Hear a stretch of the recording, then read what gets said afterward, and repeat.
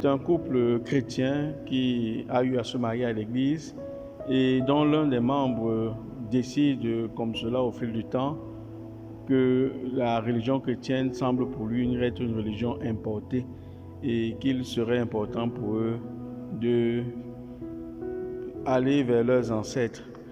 Déjà, il faut savoir que le christianisme n'est pas une religion importée, comme on pourrait dire, religion des Blancs.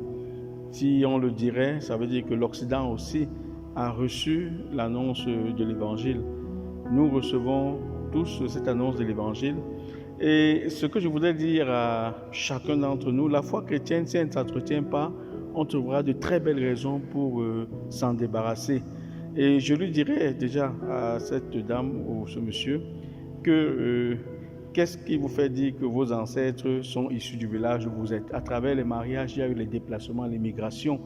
Qu'est-ce qui vous fait croire que, en disant que je suis de telle tribu, de telle région, que vos ancêtres venaient de là? Nous savons aujourd'hui les mariages qui sont des brassages de culture. C'est une raison, c'est une fuite en avant déjà. Maintenant, on est dans un village, on est dans une ville, dans un pays, on s'y attache et en se disant nos ancêtres sont de là. Rien ne vous dit exactement que vos ancêtres viennent de là à travers les migrations. Donc c'est une réflexion qui est très courte et qui peut être balayée comme ça assez rapidement. Et l'Occident, le christianisme ne vient pas de l'Occident. C'est mal comprendre le christianisme. Dieu entre dans notre histoire. Nous avons célébré l'épiphanie l'autre jour.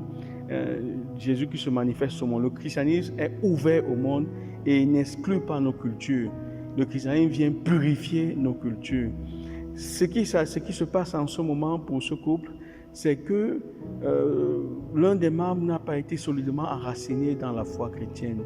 Il s'est laissé distraire par des visions et par des idéologies qui ne posent pas la vision chrétienne du mariage et du salut.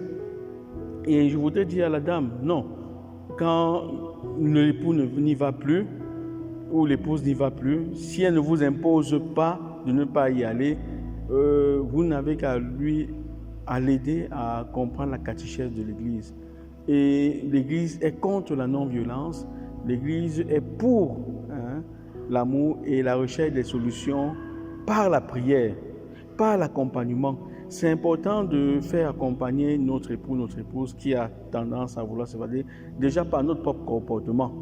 Oui, cette crise dont nous vous faisons écho à travers l'intervention que nous avons reçue est une crise qui est montante dans nos familles parce que nous disons que culture. Aujourd'hui, avec le phénomène de l'inculturation, le christianisme vient dans nos cultures, vient nous rencontrer. Dieu nous rencontre dans notre culture.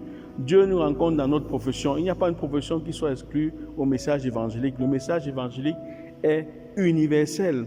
Aujourd'hui, le christianisme n'est pas une culture occidentale. Le christianisme, c'est Dieu qui entre dans notre histoire. Il entre dans toutes les cultures, qu'on soit de l'Asie, qu'on soit de l'Europe, qu'on soit du Proche ou Moyen-Orient, qu'on soit de n'importe de l'Océanie.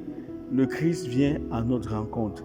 Et limiter le Christ à une culture, le cadrer dans une culture, c'est ne pas véritablement comprendre ce qu'est le christianisme.